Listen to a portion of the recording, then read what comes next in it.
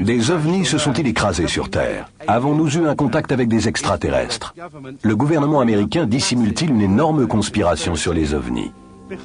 Derrière moi se trouve l'une des bases militaires les plus secrètes au monde, au fin fond du désert du Nevada. Le terrain d'essai de Groom Lake, également connu sous les noms de Zone 51 ou Dreamland, a abrité de nombreux projets secrets américains depuis la Seconde Guerre mondiale.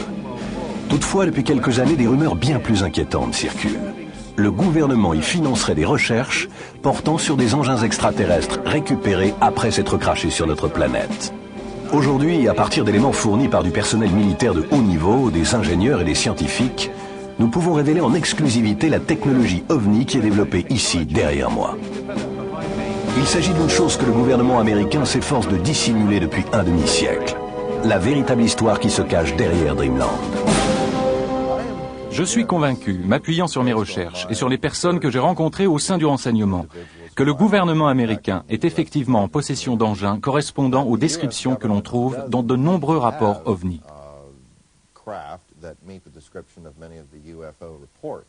Tout le but du projet consistait à s'emparer de cet engin, en particulier celui sur lequel je travaillais, et de tester et reproduire ces systèmes et sous-systèmes avec des matériaux terrestres.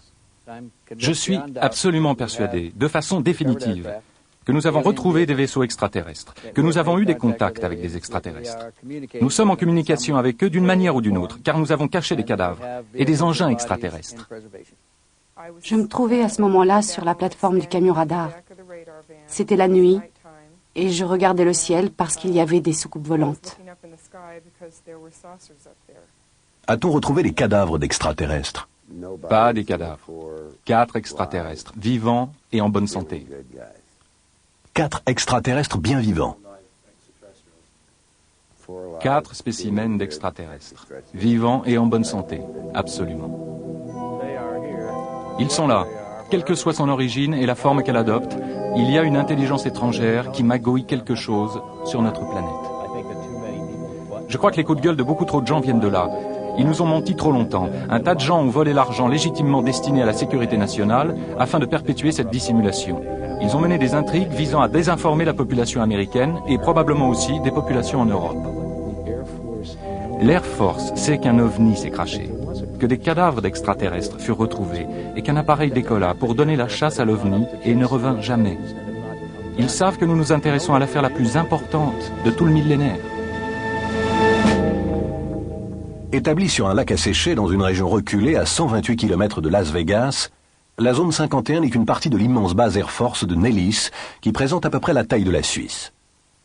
Elle fut commanditée dans les années 50 par le président Truman pour servir de site top secret où l'on développerait et testerait la nouvelle génération américaine d'avions d'après-guerre. Durant la fièvre technologique des années 50, la base abrita rapidement les engins volants les plus exotiques de cette époque. Plus récemment, c'est l'endroit où l'avion furtif F-117 fut élaboré et où il effectua ses vols d'essai.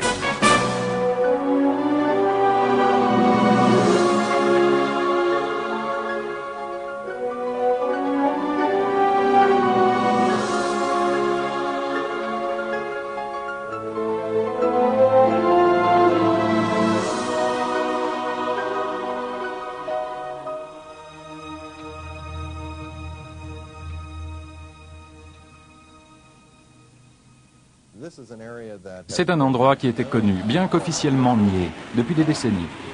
Revenons en arrière, dans les années 40 et 50, avec la mise au point de l'avion espion U-2 et du SR-71. Tous nos appareils ultra secrets ont été mis au point et ont effectué leur vol d'essai dans cette zone précise.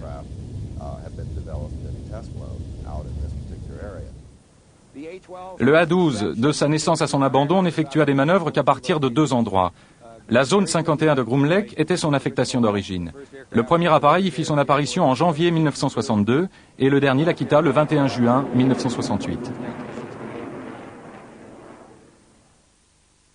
L'US Air Force nie l'existence de la zone 51 malgré des films montrant la base et des photos d'un satellite russe que nous avons obtenu sur lesquels on voit clairement des hangars et une immense piste d'atterrissage s'étendant en travers du lac. Si son existence a toujours été démentie, la base s'est cependant développée depuis les années 50. Désormais, plusieurs charters de passagers y atterrissent chaque jour, amenant des centaines de travailleurs à la base. Avec un personnel aussi nombreux, il est évident que les quelques bâtiments pouvant être observés au-dessus du niveau du sol ne sont là que pour masquer de vastes structures souterraines.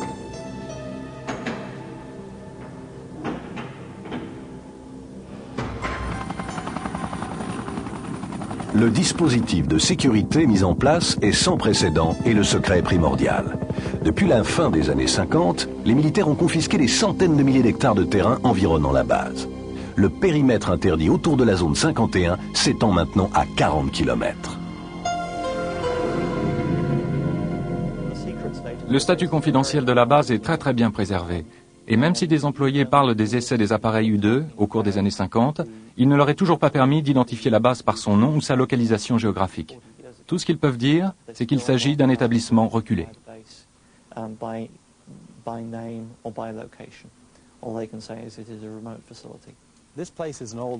Cet endroit est un vieil anachronisme datant de la guerre froide.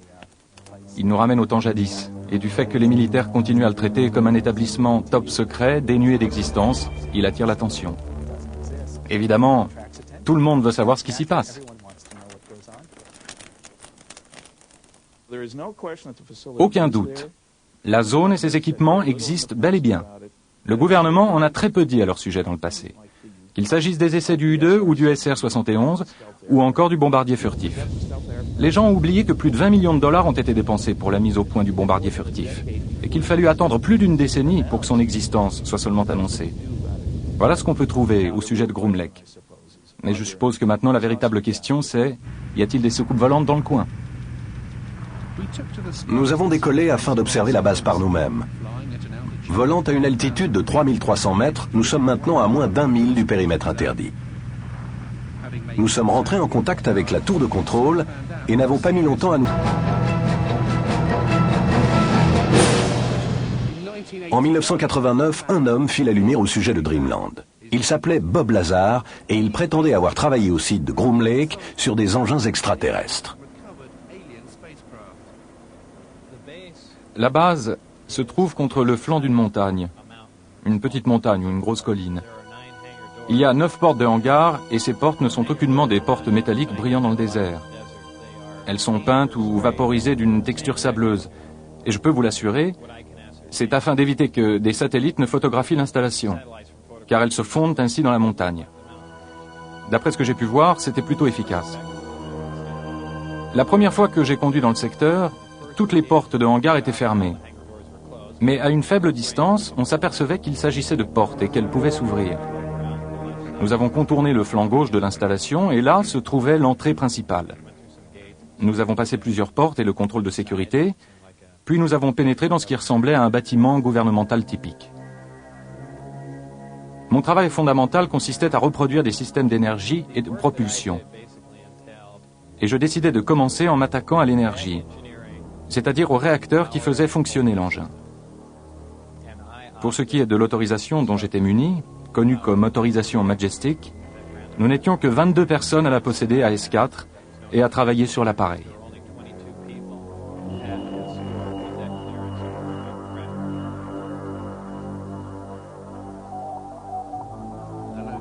L'endroit où il travaillait à la zone 51 s'appelait S4 et se trouvait à Papoose Dry Lake Bay, à quelques minutes de Groom Lake. Lorsque j'y étais amené en bus, nous contournions généralement l'installation jusqu'à son flanc gauche et nous rentrions par la porte qui se trouvait là. Et pour la première fois, l'une des portes du hangar, celle tout au bout, était ouverte. Le bus s'approcha, s'arrêta, et visible comme le nez au milieu de la figure, dans le hangar, occupant presque tout l'espace du hangar, se trouvait la soucoupe. On aurait dit quelque chose tout droit sorti d'un film de science-fiction. Et on s'est arrêté, on est sorti. Et pour la première fois, on m'a laissé franchir cette porte. Et tandis que je marchais, je pensais, eh bien voilà le nouvel appareil d'avant-garde sur lequel nous avons travaillé. Et voilà pourquoi les gens continuent à voir des soucoupes volantes. Il s'agissait des nôtres, et nous les mettions simplement à l'épreuve, probablement durant toutes ces années. Et comme je marchais à côté de l'engin, je posais ma main dessus. Je me dis que c'était du métal, parce que c'était froid, et donc je pensais qu'il s'agissait d'une espèce de métal. Et de fait, il y avait une ouverture, car le panneau d'accès était tiré. Et j'ai vu un petit peu en arrière qu'un drapeau américain y figurait. Alors là, j'ai su catégoriquement que c'était quelque chose qu'on avait fabriqué. On me permit à une occasion de rentrer dans l'engin afin de voir la disposition de ces systèmes, afin de vérifier si ceux-ci étaient bien configurés. J'étais bien sûr accompagné à bord de l'engin. Il était à l'évidence conçu pour être piloté par quelque chose de plus petit qu'un être humain normal. On était vraiment à l'étroit là-dedans. Il y avait un niveau inférieur et une partie amovible du plancher se pliait et s'ouvrait, de sorte que je pouvais passer ma tête et le haut de mon torse là-dessous avec une torche électrique, afin de voir comment les amplificateurs de gravité se trouvaient sans dessus-dessous, d'observer la disposition de 3 sièges qui faisaient environ 1/3 ou 1/4 de la taille d'un siège humain normal. À un moment, alors que je me trouvais à bord de l'engin, l'une des arcades devint transparente. Il y avait quelques techniciens en train de travailler sur quelque chose d'autre dont je n'avais pas connaissance. Et tout d'un coup, quelque chose commença à défiler de bas en haut sur les parois. Il aurait donc pu être possible que l'enveloppe de l'engin, lorsque soumise à une influence électrique ou autre, devienne parfois transparente et permette de voir à l'extérieur, ou soit employée comme une sorte d'écran vidéo. C'était vraiment étonnant. Lorsque je suis sorti de l'appareil, ça avait à nouveau l'apparence d'une simple structure métallique.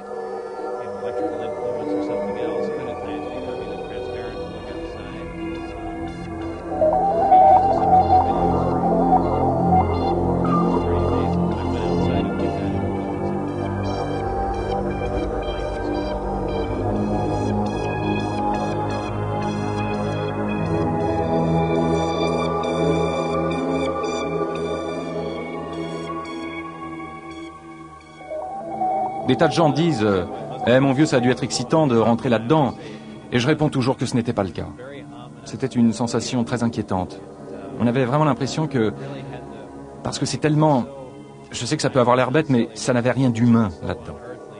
Il n'y avait aucune arrêt de vivre. C'était comme si tout avait été fait en cire, puis un peu chauffé et ensuite refroidi. Toutes les choses possédaient des courbes lisses. Même les sièges avaient l'air de fusionner avec le sol. On aurait dit que tout l'engin avait été moulé par injection.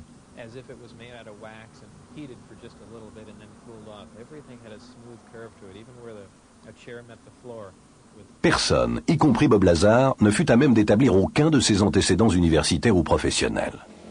En 1990, il fut condamné comme entremetteur et déclaré en faillite. Au tribunal, il décrivit simplement son activité comme celle d'un technicien photo établi à son compte. Lazar est-il un imposteur? Travailla-t-il à S4? Ou fut-il employé par les militaires afin de faire circuler certaines informations sur la base?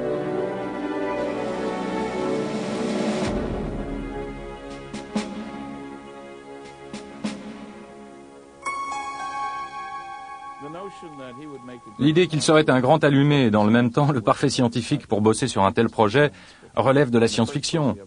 Primo, il n'y a aucune raison d'affirmer qu'il est un scientifique. Pas de diplôme, pas de papier, pas d'appartenance, rien. Secondo, j'ai travaillé 14 années durant dans la sécurité. Et je peux vous dire que les services confidentiels prennent la sécurité bien plus au sérieux que ça. L'une des choses étranges qu'il affirme, c'est que seulement 22 personnes travaillaient là-dessus. Allez, il y a plus de gens que ça pour travailler sur une nouvelle souricière gouvernementale. Quoi qu'il en soit, ça n'a pas de sens. Vous savez, il y a tous les ingrédients d'un récit rocambolesque, de quelqu'un qui dans sa tête se croit plus fort, plus brillant et plus rapide que tous les autres.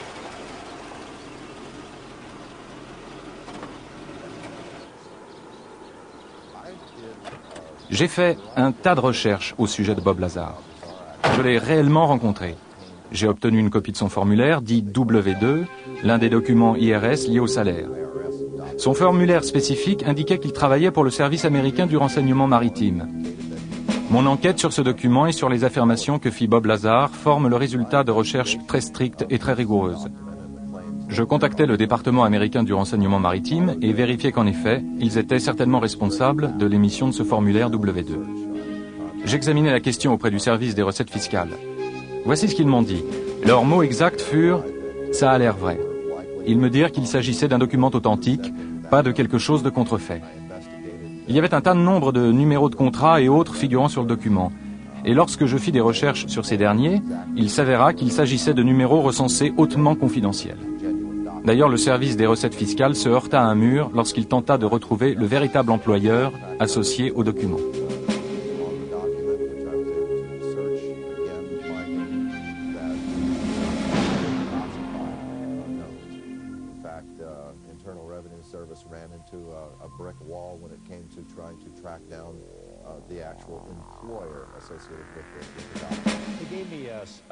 Il m'a donné des informations sur ses antécédents, sur son éducation et sur son passé professionnel. J'ai commencé par les laboratoires de Los Alamos, où il disait avoir travaillé. Je me disais, eh bien, voilà un bon point de départ. S'il a travaillé à Los Alamos, c'est qu'il a reçu une formation quelque part, car il n'embauche pas le premier type qui passe. Et s'il a travaillé à Los Alamos, surtout sur des projets secrets, il est au moins raisonnable de supposer qu'il ait pu être embauché ailleurs au Nevada pour y travailler sur des projets similaires. Nous sommes allés à Los Alamos et personne là-bas n'a voulu coopérer. Ils ne répondaient pas à nos appels téléphoniques. Ils disaient « Nous n'avons pas d'informations sur Bob Lazar. Il n'y a rien dans les dossiers. » Je leur demandais « En êtes-vous vraiment sûr ?»« Oui, il n'y a rien dans les dossiers. » Je leur ai montré l'inscription dans l'annuaire que Bob Lazar avait gardée et qui prouvait qu'il avait bossé là. Je leur ai montré l'article de journal qui prouvait qu'il avait été là. « Êtes-vous certain de ne pas avoir un Bob Lazar ?»« Eh bien, peut-être avons-nous eu un Bob Lazar, voici un numéro d'identité, mais il ne travaillait pas pour nous. Il travaillait pour quelqu'un d'autre. » Fondamentalement, les laboratoires de Los Alamos ont tout fait, à chaque étape, pour me contrer dans ma démarche. Ils ne firent rien pour m'aider dans ma recherche d'informations sur Bob. Et je m'aperçus que c'était chaque fois la même chose, à chaque étape de mes tentatives pour vérifier son passé. Je suis celui qui ne pouvait fournir aucun papier officiel sur moi-même, et je l'ai fait savoir. Je n'arrivais pas à me procurer mon extrait de naissance, et c'était l'une des choses qui m'inquiétait, qu'ils puissent tenter de faire de moi quelqu'un qui n'existe pas. Je crois qu'il est très probable que Bob Lazar ait en effet été choisi pour servir de relais à certaines informations relatives à ce projet extraterrestre.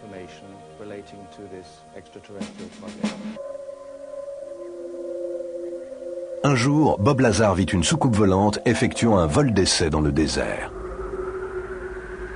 Je fus emmené dans le hangar durant l'un des essais de courte durée, et l'engin se trouvait déjà à l'extérieur, à l'emplacement du lac.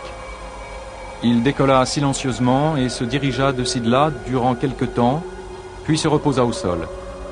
Et cette chose immense était vraiment une merveilleuse vision. C'était comme voir une maison quitter tranquillement le sol. Vous ne pouvez imaginer l'énergie requise pour y parvenir, et sans aucun bruit du tout. Il y avait une sorte de communication audio avec l'engin, et donc je ne peux qu'en déduire que des humains se trouvaient à bord, et que d'une manière ou d'une autre, ils avaient réussi à s'installer dans ces petits sièges. À l'évidence, ils savaient comment manœuvrer les commandes qui s'y trouvaient, ou avaient inventé les leurs, ou les avaient améliorées avec quelque chose.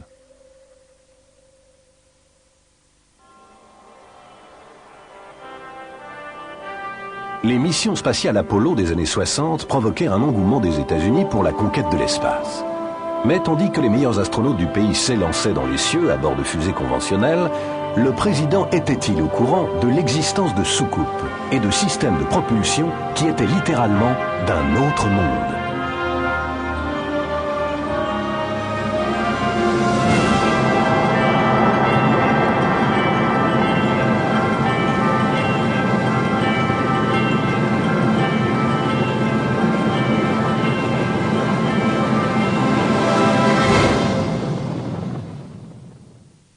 Le docteur Edgar Mitchell, membre de la mission Apollo 14 et le 6e homme à avoir marché sur la Lune, fit des recherches approfondies sur les prétendus crashs d'OVNI ainsi que sur le problème des contacts extraterrestres. Il a rencontré Lazar en 1991. Je tends à croire que son histoire est authentique à la base, qu'il a vu ce qu'il pensa être un engin extraterrestre et assista à des tentatives de fabrication et de reproduction de celui-ci. Je pense en revanche que son explication de ce qui se passe et la théorie qu'il met en valeur sont erronées. Ce qui, à mon avis, est crédible, c'est le fait qu'il se trouvait là-bas. De même qu'il est vraisemblable que depuis l'incident de Roswell en 1947, il y ait eu une dissimulation, qu'il se soit agi d'un véritable incident, qu'un programme d'enquête intensif, qu'un programme technique et une dissimulation soient associés à tout cela depuis cette époque.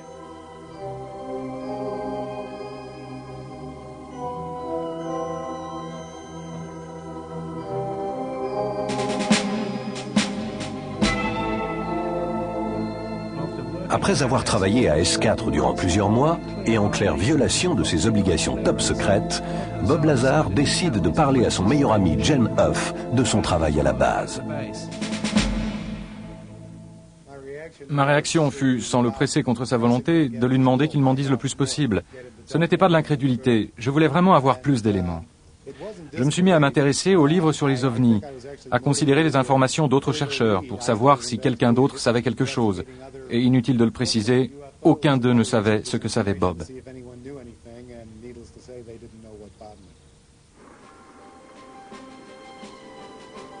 Un mois plus tard, en mars 1989, Bob Lazar va plus loin et décide d'emmener ses amis dans le désert pour les faire assister à un test de soucoupe volante.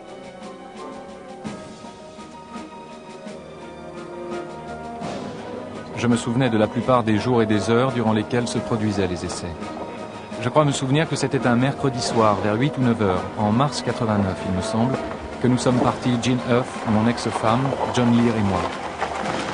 Peu après les horaires de vol habituels, une lumière blanche apparut au-dessus du sol, demeurant sur place, puis se mit à effectuer une série de manœuvres bien distinctes, passant d'une partie du ciel à l'autre, réalisant d'impossibles manœuvres aériennes. Et à un moment, l'engin s'est mis à luire de manière incroyablement forte.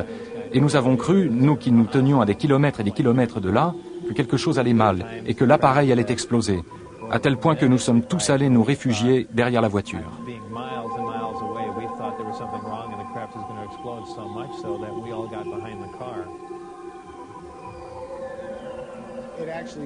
Il s'est vraiment rapproché de nous. Il est descendu de la chaîne montagneuse, s'est dirigé vers nous et nous pûmes voir qu'il était en forme d'ellipse. Il ressemblait à quelque chose qui... C'est étrange à dire, ça ressemblait à une explosion qui commence à se produire et qui s'arrête, et se dissipe. La lumière est tellement vive que votre cerveau l'interprète comme une explosion sur le point de se produire.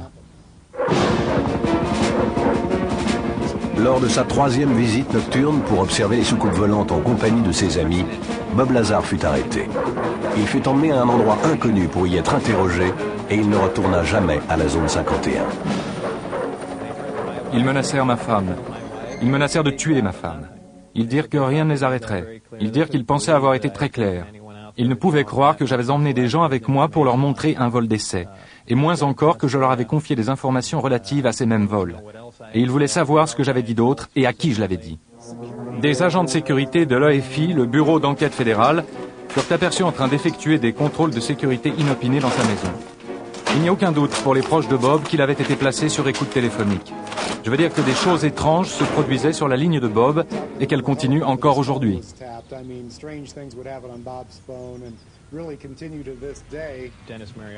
Denis Mariani, qui était mon directeur, me passa un coup de fil. Et tout ce qu'il m'a dit, ce fut « As-tu une quelconque idée de ce qu'on va te faire maintenant ?» Ils étaient furieux. Vraiment furieux. Ils avaient perdu tout self-control.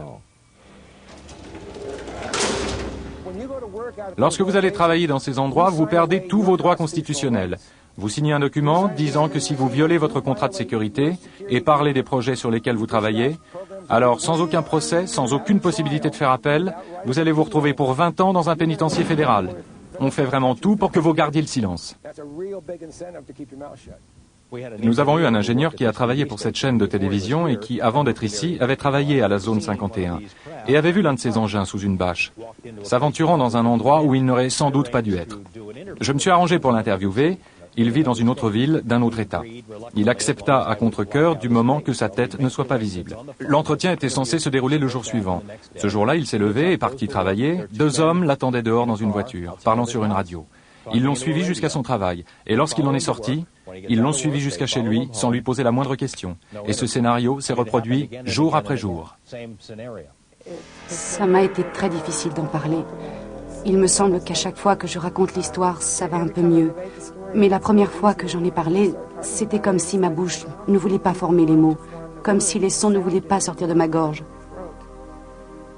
Tout ce que je peux déduire de ça, c'est qu'on m'a fait un lavage de cerveau pour ne pas en parler, pour ne pas m'en souvenir.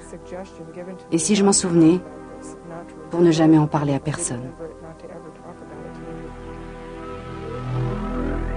Cet homme est un ingénieur mécanicien de 71 ans qui, comme Bob Lazar, affirme avoir travaillé à la zone 51. Il commence à travailler dans les années 50 sur un simulateur de soucoupe volante conçu pour l'entraînement des pilotes américains. Il affirme avoir reçu la permission de nous parler de certains aspects de son travail, mais nous a demandé de ne pas révéler son identité. Nous avons récupéré une soucoupe extraterrestre. Celle en particulier sur laquelle je devais travailler provenait du crash de Kingman et fut par la suite transférée au terrain d'essai du Nevada, dont je n'avais pas connaissance à l'époque. A-t-on retrouvé des cadavres d'extraterrestres? Pas des cadavres. 4 extraterrestres, vivants et en bonne santé. 4 extraterrestres bien vivants. 4 spécimens d'extraterrestres, vivants et en bonne santé. Absolument. Et où furent emmenés ces 4 extraterrestres? Au départ, ils furent transférés au Nouveau-Mexique et quelques mois plus tard, emmenés au site du Nevada.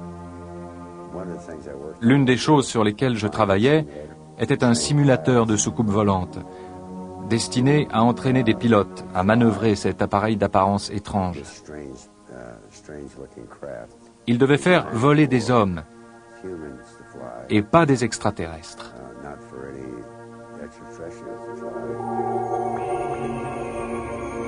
Le plus incroyable, c'est qu'il affirme avoir travaillé à la zone 51 sur ce projet de simulateur en compagnie d'un extraterrestre, dont le nom de code était Jarod, et ce, pendant 16 ans.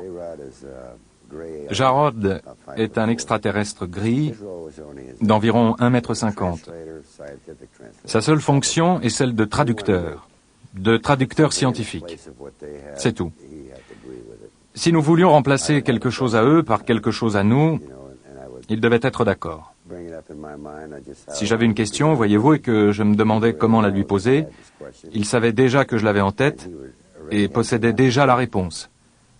Et lorsqu'il répondait, c'était avec ma propre voix, sans que j'aie même à ouvrir les lèvres. Il est possible que lui et quelques milliers d'autres travaillent sur le projet, ici ou ailleurs.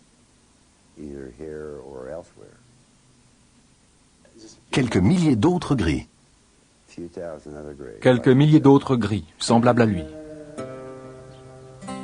La ville la plus proche de la zone 51 est Rachel, où n'habitent que 150 personnes et où se trouve le bar-grill le plus célèbre du Nevada, le Little Hell Inn. Les habitants ont vu leur halte pour routier devenir le centre ovni et extraterrestre de toute l'Amérique. Les touristes se précipitent à Rachel pour scruter les cieux dans l'espoir de voir une apparition. Malgré tout le tapage, les apparitions d'étranges lumières dans le ciel se poursuivent. Chuck Clark, qui habite ici, a observé de nombreux phénomènes inexplicables. L'observation la plus remarquable que j'ai faite au cours des 3 dernières années s'est produite il y a 2 ans, en février 93. J'ai vu un objet brillant monter à la verticale depuis le côté sud de la zone 51, là où se trouverait le S4, et demeurer suspendu dans le ciel, immobile, durant une dizaine de minutes, puis se mettre à redescendre lentement. Tout cela s'est passé alors que je pensais voir une fusée éclairante tirée par un mortier. Je peux entendre des jets en bruit de fond. Je vais faire un petit zoom arrière. Ça se trouve juste au-dessus du ranch de Steve Medlin, juste ici, sur la route 375. C'est juste au-dessus des cimes. Puis il descendit vers la ligne des crêtes. Il se trouvait face à la colline d'où il avait surgi. Cette colline était environ à 20 km de l'endroit où je me trouvais. L'OVNI s'approcha à quelques mètres du sol, à la base de la colline, stationna momentanément, ce qui pourrait coller avec le comportement d'une fusée éclairante partant calme. Mais soudain, il s'est mis à partir en flèche vers l'ouest, franchit plusieurs kilomètres en 1 seconde, ou 1 seconde et demie, puis s'arrêta net à environ 9 mètres du sol. Stationna juste assez longtemps pour me permettre de régler mes jumelles, durant peut-être 2 secondes, puis il disparut d'un coup.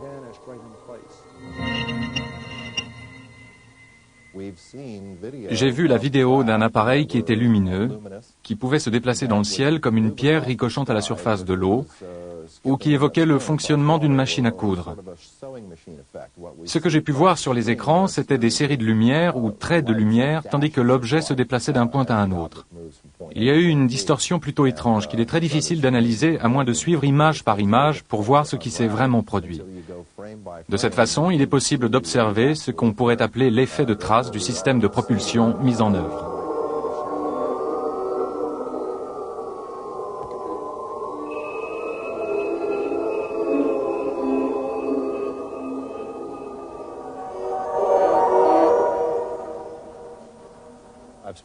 J'ai parlé à plusieurs personnes qui avaient vu des ovnis ou des engins en forme de soucoupe sur le site.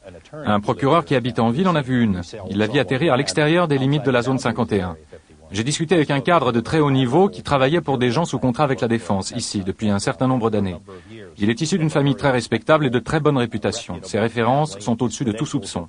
Mais il ne veut pas que son visage ou son nom apparaissent. Il en a vu à plusieurs reprises. Il y avait une certaine diversité d'engins, mais qui ressemblaient tous, en général, à des espèces de boîtes en fer blanc. Je sais qu'on dirait qu'ils étaient surtout en forme de disque, ou circulaires, comme une lanterne chinoise. Ils apparaissent multicolores avec des lumières qui semblent capables d'absorber la clarté de l'arrière-plan, se fondre en elle. Ils peuvent en quelque sorte se camoufler dans le ciel en absorbant la lumière bleue du ciel et celle des nuages.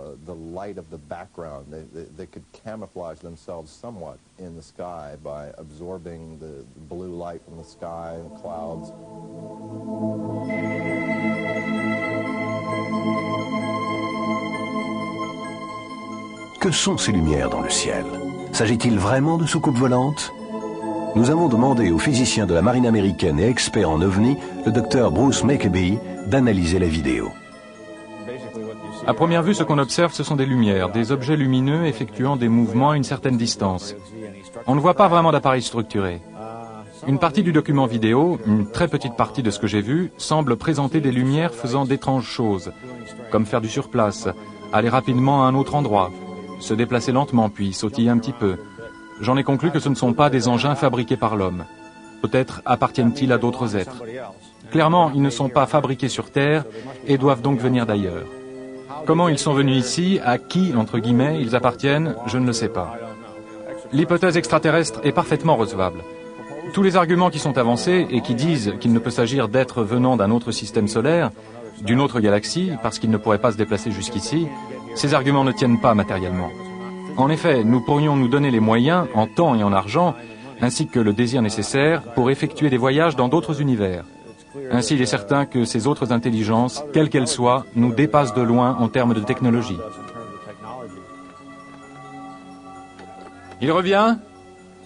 Il fait une boucle. Il fait une boucle. Ce que je vais maintenant vous montrer, c'est une version améliorée par l'ordinateur de ce que vous venez de voir. Et nous allons examiner l'un des endroits où apparaît l'OVNI, dans le coin à gauche, allant à droite, puis revenant. C'est tout ce que nous verrons. Nous le verrons refaire cela encore et encore. Cette partie de l'image est extraite de l'image dans son ensemble et je la laisse simplement s'afficher. Et cela va et vient sans cesse, cela se répète. Or, si nous faisons un arrêt sur image, voici l'ombre et voici l'OVNI. Et donc, nous avons à la base un triangle avec un côté et deux angles. Et du coup, je peux calculer la position de l'OVNI en 3 dimensions. Il est situé à environ 2100 mètres de la caméra. Et donc, Bruce, à la suite de cet examen, ce que nous avons là est un véritable ovni. Oui, il y a un objet à 2100 mètres de là, un objet qui n'est pas humain, d'une taille de 9 mètres, un véritable ovni.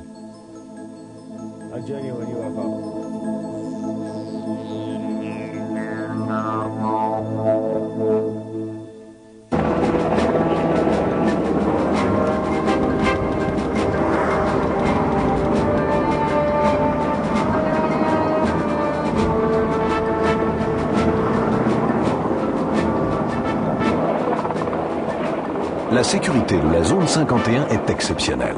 Tout le périmètre est surveillé par des caméras et des détecteurs de mouvement. Des patrouilles de gardes armés à bord de jeeps et d'hélicoptères de combat sont déployées afin de décourager quiconque s'approche des limites du terrain. Nous nous sommes aventurés au fin fond du désert à 130 km de Las Vegas. Parcourant la route récemment rebaptisée route extraterrestre, nous sommes partis observer par nous-mêmes la base la plus secrète de tous les États-Unis. L'unique voie d'accès menant à la base est une piste poussiéreuse de 16 km répondant au nom de Groom Lake Road. Toute personne s'approchant des abords peut aisément être repérée à des kilomètres. Et comme on nous l'a dit, tous nos déplacements furent enregistrés par les patrouilles et les caméras au sommet des collines.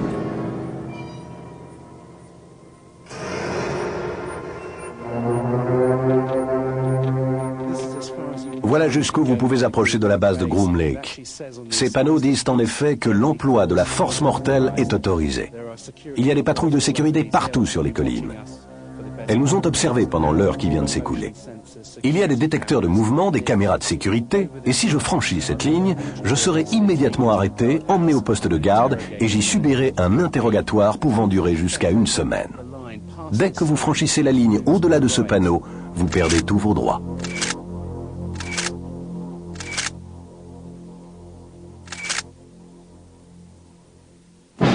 Ce qui m'étonne, Glenn, c'est que l'entrée ici soit si modeste. Il y a ce panneau délabré disant « Usage de la force mortelle autorisée », mais on peut vraiment, si on ne sait pas ce qu'on fait, pénétrer directement dans la base. C'est ça l'idée. Vous ne rencontrerez personne ici, mais si vous entrez dans le poste de garde qui se trouve là-bas, à 1 kilomètre et quelques, vous serez immédiatement arrêté pour avoir dépassé ces panneaux. Ils ne veulent pas avoir à répondre aux questions. Alors ils ne mettent aucun vigile. Personne. Et lorsqu'on arrive par la route là-haut, la route extraterrestre, il n'y a pas de panneau indiquant Groom Lake, il n'y a rien? Non, il m'est arrivé d'accrocher un panneau disant base secrète ou base secrète dans cette direction, mais il ne restait jamais très longtemps. Et que ce soit à pied ou en voiture, vous ne pouvez vous approcher davantage de Groom Lake. Nous sommes ici aussi près qu'on puisse matériellement aller. Malheureusement, d'ici, on ne voit absolument rien. À quelle distance effective sommes-nous de la base? Nous nous trouvons à l'instant même à 20 km au nord, nord-est de la base. Et si nous continuons sur cette route, si nous poursuivons notre chemin vers la base au-delà de ces panneaux, nous serons arrêtés. Vous serez intercepté si vous faites 6 mètres de plus. Comme la nuit tombe et que nous sommes bien décidés à observer les équipements secrets, nous nous sommes dirigés vers le pic de Tikaboo qui surplombe la base à plus de 2000 mètres au-dessus du désert. À notre campement, j'ai parlé avec Glenn Campbell, fondateur du centre de recherche de Rachel sur la zone 51. Il a quitté une brillante carrière dans l'informatique pour consacrer sa vie à découvrir la vérité sur Dreamland.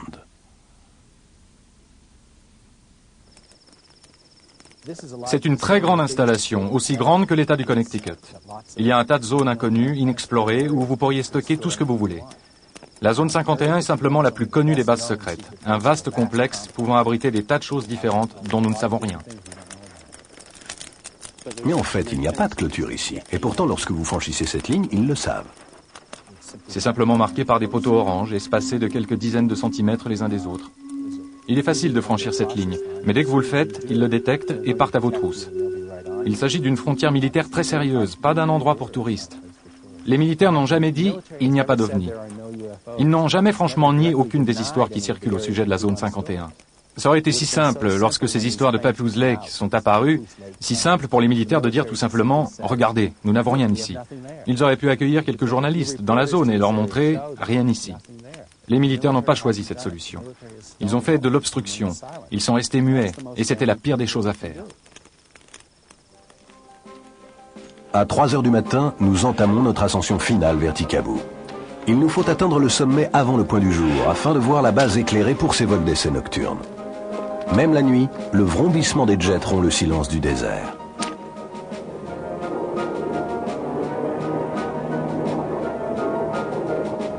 Alors que nous atteignons le sommet, au sein de l'obscurité, nous apercevons clairement la zone 51.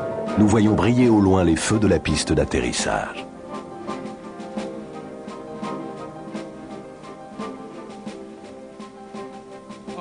Après une randonnée de plusieurs heures, nous avons finalement établi notre campement ici, à quelques 2000 mètres d'altitude.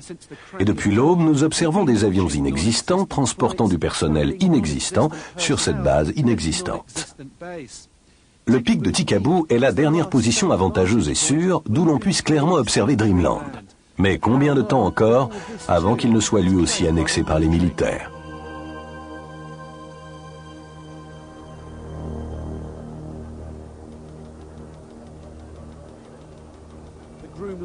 Le mystère de Groom Lake continue. Nous avons suivi hors de la base secrète les avions qui transportent le personnel et ils ont atterri ici, à l'aéroport McCarran, juste à la sortie de Las Vegas. Il y a apparemment un peu plus d'une douzaine de vols qui chaque jour amènent et ramènent le personnel de la base la plus secrète de toute l'Amérique.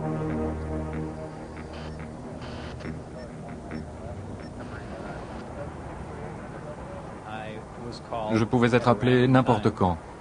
La personne au bout du fil pouvait me dire « Monsieur Lazar, il est 4h15 du matin, nous souhaitons que vous soyez à l'aéroport de McCarran pour 5h moins le quart. » L'avion décollait à telle ou telle heure, alors je me rendais là-bas, je me faisais enregistrer, je montais à bord et l'avion décollait pour Groom Lake.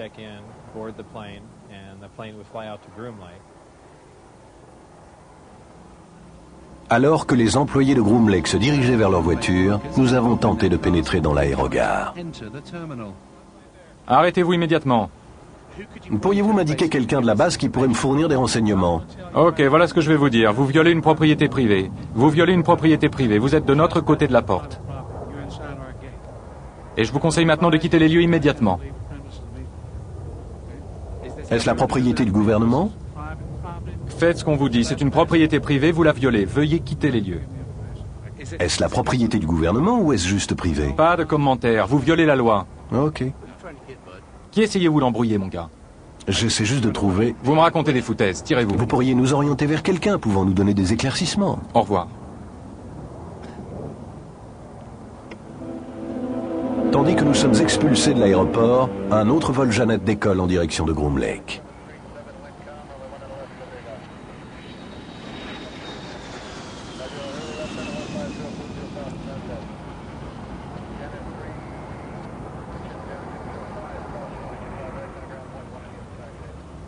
Nos recherches nous ont appris qu'une société privée travaillait avec les militaires américains de la zone 51. Nous pensons qu'il s'agit de la société Projets Spéciaux EG&G. Elle travaille depuis les 50 dernières années sur des projets confidentiels et top secrets en collaboration avec le gouvernement américain, et l'on dit qu'elle est propriétaire des vols Janet qui emmènent les employés à la base et que c'est d'elle que proviennent l'appui technique et les dispositifs de sécurité nécessaires à la duplication d'engins extraterrestres. Je ne travaillais pas directement pour EG&G. J'ai simplement eu un entretien dans un de leurs locaux à l'aéroport McCarran. Peu de temps après, on me rappela pour ce nouveau travail à S4 et l'on m'expliqua que cela avait trait à une sorte de système de propulsion par induction. Et j'ai supposé qu'il s'agissait de travailler sur un genre d'avion d'avant-garde. Vraiment, j'étais enthousiasmé par cette situation. Vous devez quitter cette propriété privée. Alors je vous prie de cesser de filmer et de partir, s'il vous plaît. Avez-vous un rapport quelconque avec la base de Groom Lake? Je vous demande simplement de quitter cette propriété. Cette société a-t-elle un rapport avec les avions qui décollent de McCarran?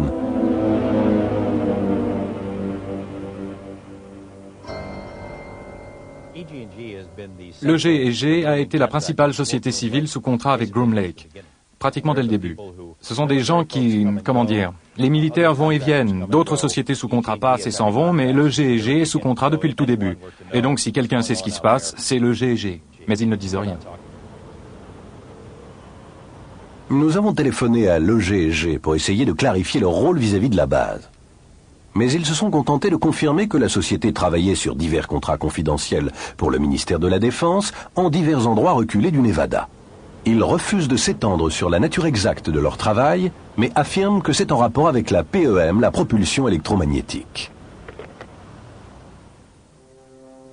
Si des engins extraterrestres ont été retrouvés et ensevelis profondément sous le désert du Nevada, alors le pouvoir de divulguer au public une telle information réside quelque part dans les couloirs de Washington. Comme me l'a dit une personne du renseignement, le problème n'est pas d'obtenir l'information, mais de diffuser la vérité.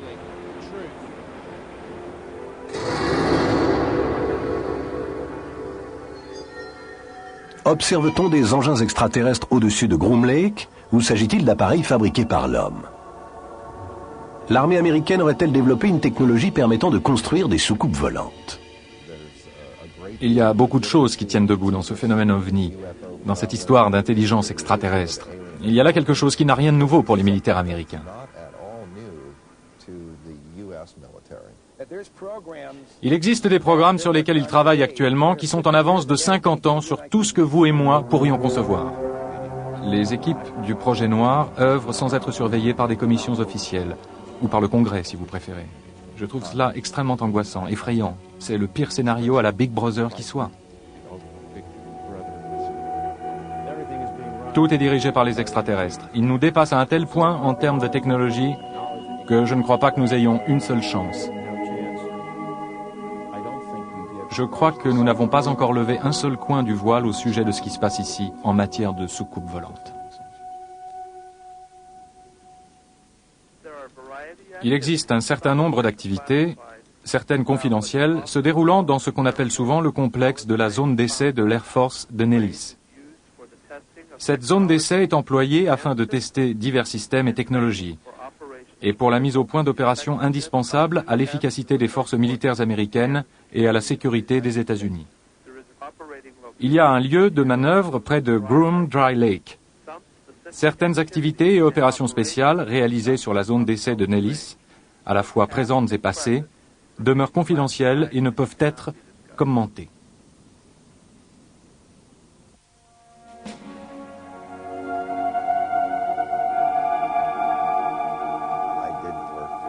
Je ne travaillais pas pour le gouvernement des États-Unis. Je travaillais pour un gouvernement satellite de ce pays. Pour ce qui est du Sénat, le seul qui s'intéressait à tout cela était Bob Dole. En ce qui concerne les présidents, les seuls que j'ai rencontrés dans les installations depuis les années 50 et 60 furent Nixon et Bush.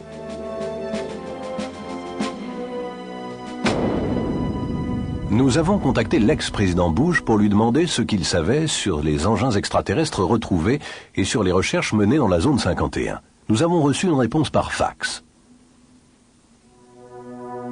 Malheureusement, nous ne pouvons fournir une réponse aux questions que vous nous avez envoyées. La politique de longue date du président Bush est de ne pas commenter, de ne pas s'adonner à des spéculations portant sur de soi-disant programmes confidentiels de tel ou tel type. Un confident proche de George Bush, ainsi qu'un homme bien au fait de la zone 51, est l'amiral Bob Inman. Ses références sont impeccables. Il fut à la fois directeur du renseignement maritime et de l'Agence de la sécurité nationale, ainsi que directeur adjoint de l'Agence de renseignement de la défense et de la CIA.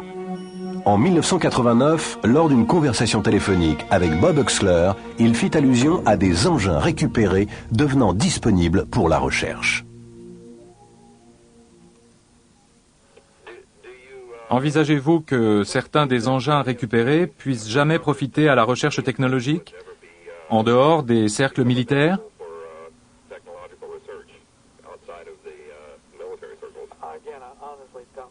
Là encore, sincèrement, je ne sais pas. Il y a environ 10 ans, la réponse aurait été non. Le climat et l'époque ne sont plus les mêmes, et ils commencent à être plus ouverts à cette idée.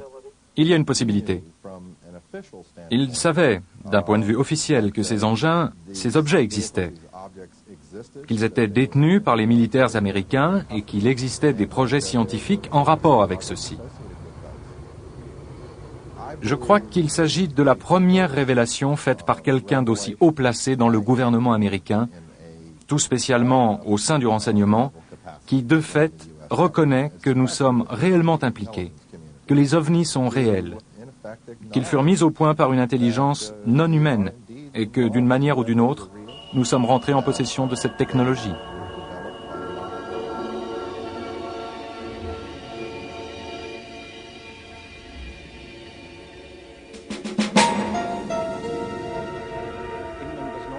Inman ne révèle pas grand-chose. Il n'y a pas de référence, pas de mention d'ovnis, d'engins spatiaux, rien de ce genre. La conversation est centrée sur des engins récupérés, de la technologie et ainsi de suite. Mais l'amiral Inman était au courant du sujet et nous savons par son directeur adjoint, Tom King, qu'il n'était pas question de discuter publiquement de ces sujets. Des sujets dont s'entretenaient Uxler et Inman en raison des lois sur le secret national.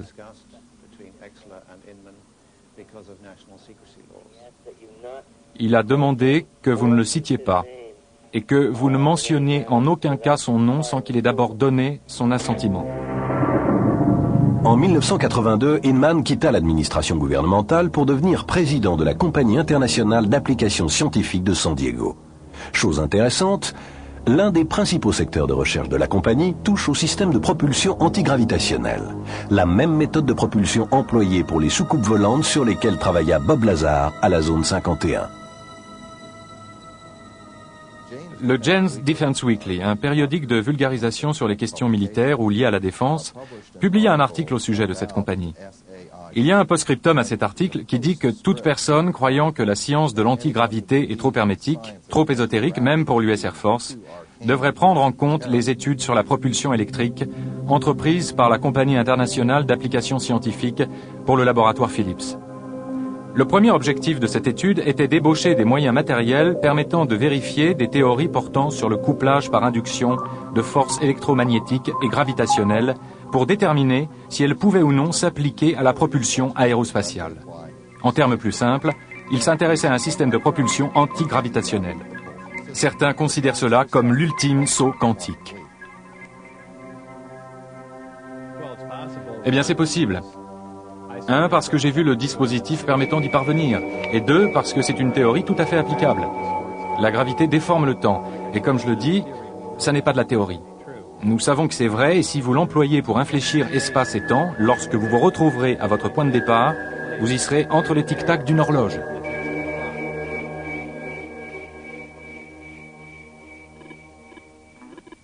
Nous avons appelé l'amiral Inman afin de découvrir ce qu'il sait au sujet de la zone 51 et pourquoi sa compagnie travaille sur ce système de propulsion reposant sur l'antigravité. Allons droit au sujet qui vous intéresse. J'ai eu l'occasion, à divers postes que j'ai occupés, de poser la question « Y a-t-il des preuves convaincantes ?» Quand j'étais vice-directeur de l'Agence de renseignement de la Défense, que j'étais à l'Agence de la Sécurité nationale, que j'étais à la CIA, j'ai eu plusieurs fois l'occasion, en chacun de ces endroits, d'aller demander « Possédez-vous des preuves convaincantes de l'existence d'ovnis ou d'extraterrestres ?» Et la réponse fut toujours « non ».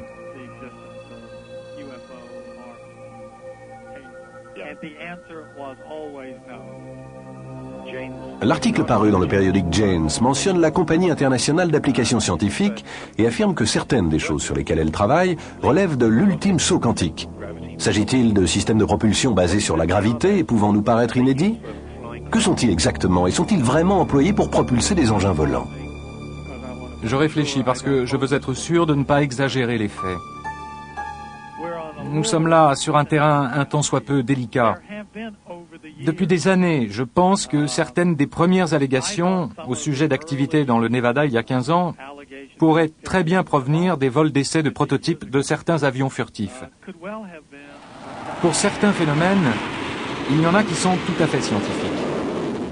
Il y en a qui seront quelque chose d'aussi simple que des ballons météo partant à la dérive, qui se sont perdus et errent ça et là. Mais il y a probablement des faits directement liés aux expériences de la fin de ce siècle, relatives à ce que sera la technologie militaire à l'aube du XXIe siècle, en matière d'avions de reconnaissance comme en celle d'avions de combat.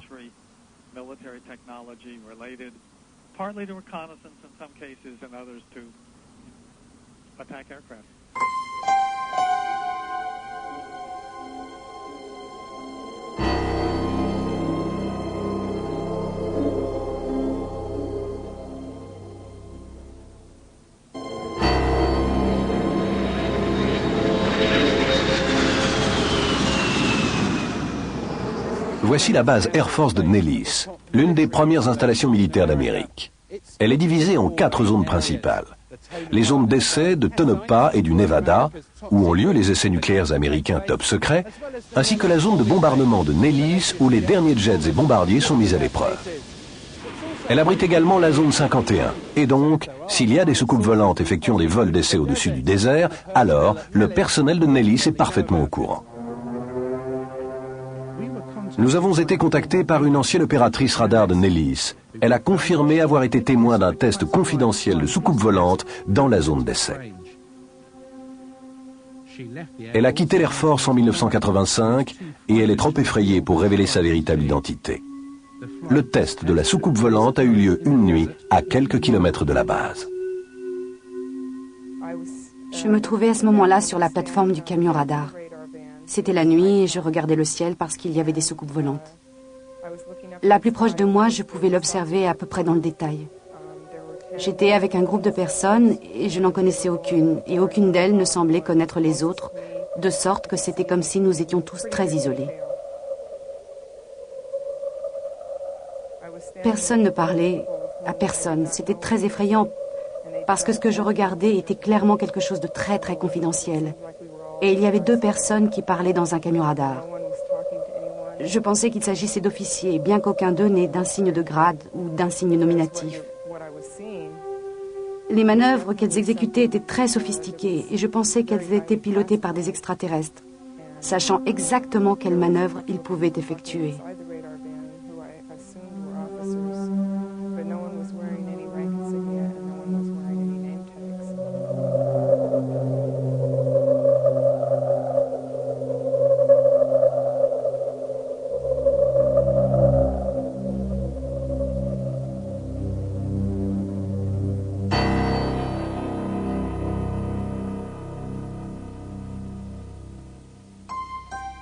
Durant ce test, elle fut emmenée à ce qu'elle pensa être la zone 51. Nous avons été emmenés dans une installation médicale qui était très sophistiquée. Quelqu'un est venu et m'a emmené jusqu'à une salle d'examen. Et là, on me fit allonger sur une table en inox. Puis quelqu'un rentra dans la pièce, fit le tour de la table jusqu'à être près du côté droit de ma tête. Il me répéta d'une voix monotone et vraiment impassible, « Restez calme, restez calme, restez calme ». Je m'aperçus alors qu'il était tout près de ma tête, qu'il tenait une seringue hypodermique cachée dans sa main.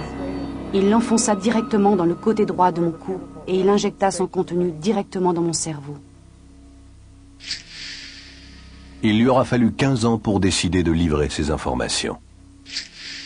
Ça m'a été très difficile d'en parler. Il me semble qu'à chaque fois que je raconte l'histoire, ça va un peu mieux.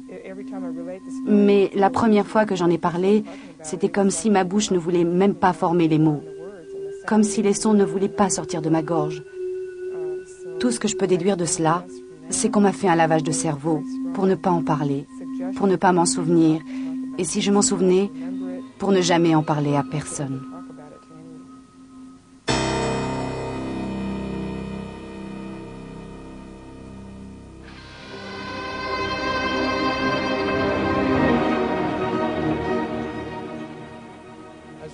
Pas plus tard qu'il y a 10 ans, ce Lockheed A-12 qui s'envole de Groom Lake était encore l'un des appareils militaires les plus top secrets de l'US Air Force. Si vous l'aviez observé dans le ciel nocturne, on vous aurait pardonné de le prendre tout simplement pour un ovni. On peut alors se demander combien de centaines de milliers d'observations d'ovnis chaque année ne sont dues à rien d'autre que des engins militaires. Et si le grand secret de Groom Lake ne serait pas simplement le descendant au XXIe siècle de cet avion.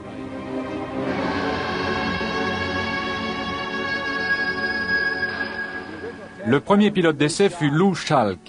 La première fois qu'il a vu cet avion, il s'est frotté les yeux. Il s'est retourné, est sorti du hangar de production, puis est revenu sur ses pas. Il ne pouvait pas en croire ses yeux.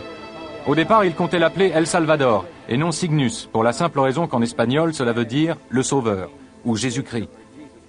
Tous les gens qui voyaient l'avion ne pouvaient en croire leurs yeux. C'était un avion à la Buck Rogers. Cet avion fut construit et conçu il y a presque 40 ans. 40 autres années plus tôt, l'objet volant le plus sensationnel était le Sikorsky P-35. Et encore 40 années avant, c'était le ballon dirigeable. Alors on peut dire que la technologie ne s'est pas tourné les pouces. Il y a donc de très grandes chances pour ce que nous observons en fait d'OVNI soit un moyen de transport du XXIe siècle dû à l'homme.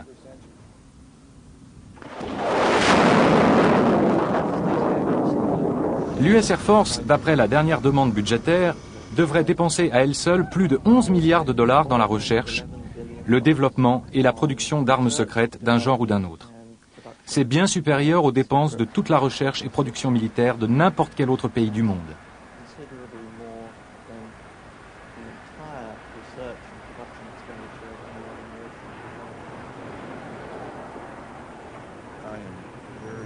Je suis vraiment inquiet car les équipes du projet noir opèrent sans contrôle des commissions officielles, du Congrès si vous préférez, à l'abri du regard du public, avec des budgets occultes dont personne ne sait où ils vont ni pourquoi ils sont employés.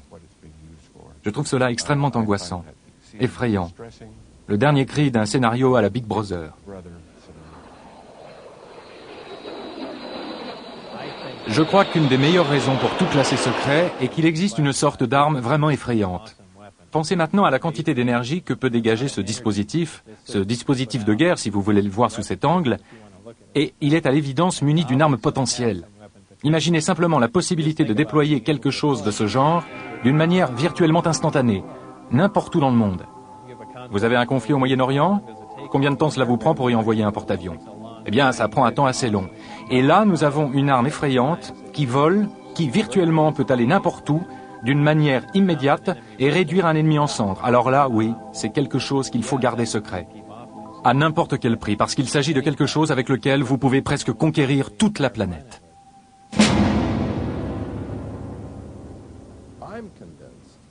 Je suis convaincu que des êtres humains construisent des engins volants en forme de soucoupe. D'ailleurs, dès 1960, les militaires américains avaient mis au point un disque pouvant manœuvrer silencieusement. Des soucoupes volantes fabriquées par l'homme existent en effet.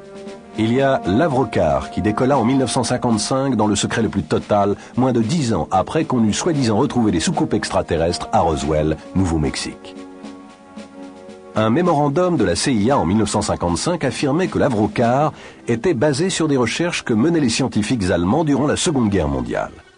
Nous avons obtenu le seul film jamais réalisé sur les premiers vols d'essais top secrets effectués en 1960 au Nevada. Pourquoi a-t-on fait dans les années 50 cet essai militaire d'engins volants alors même que le projet Blue Book niait leur existence?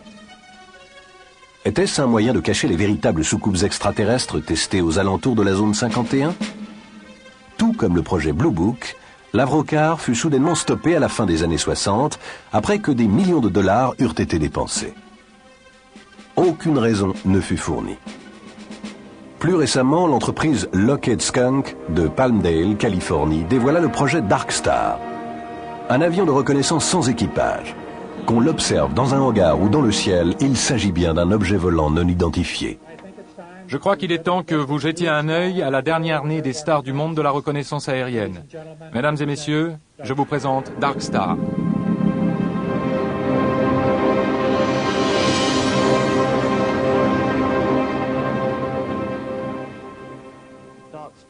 Dark Star est un avion d'apparence très inhabituelle.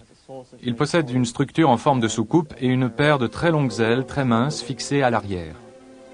Comme beaucoup d'avions furtifs, dont le B-2, son apparence change radicalement selon l'angle sous lequel vous l'observez. Si vous voyez cet avion d'une manière, disons, latérale, vous pourriez penser qu'il s'agit de quelque chose de totalement étranger, n'ayant rien à voir avec aucun engin conventionnel, et certainement plus proche de ce que les gens ont décrit comme étant des soucoupes volantes. Je crois qu'il est fort possible que certaines des choses qui sont actuellement mises au point aux États-Unis soient d'une nature tellement révolutionnaire et encore si secrète que lorsqu'elles sont parfois aperçues, car elles sont inévitablement aperçues à un moment ou à un autre lorsqu'elles sont testées, on peut les prendre pour ce que les gens pensent être des ovnis.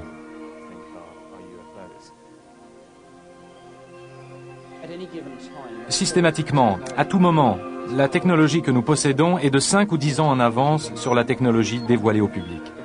Mais ce genre de choses ne volent pas au-dessus des têtes des membres du public médusés. Elles volent exclusivement dans des zones d'essai bien précises, des zones dangereuses, et donc les choses qu'on nous décrit comme des ovnis ne sauraient être les nôtres. Nous avons enquêté sur Dreamland durant plus d'une année. Bien que nous n'ayons pas vu de soucoupe volante ou de cadavres extraterrestres, nous avons vu des lumières dans le ciel et il ne pouvait s'agir d'avions, militaires ou non. Nous avons fait la preuve, sans l'ombre d'un doute, que la zone 51 et une vaste base souterraine à Groom Lake existent bel et bien. Nous avons vu des employés arriver et repartir en avion de cet établissement. Et nous avons parlé à des gens qui auraient travaillé à la zone 51, s'occupant de reproduire des engins extraterrestres récupérés. Nous avons vu de véritables images de soucoupes volantes créées par l'homme, à la fois d'origine américaine et d'origine russe. Et il y a des entrepôts dans tous les États-Unis qui contiennent des dossiers comme ceux-ci, pleins de rapports ovnis et de récits d'enlèvement par les extraterrestres. Toutes ces preuves sont-elles imaginaires? Je ne le pense pas. Comme nous approchons de la fin du millénaire, l'humanité va devoir faire face à l'effrayante réalité. Nous ne sommes peut-être pas seuls, et un nombre choisi d'officiels du gouvernement américain le savent depuis un certain temps.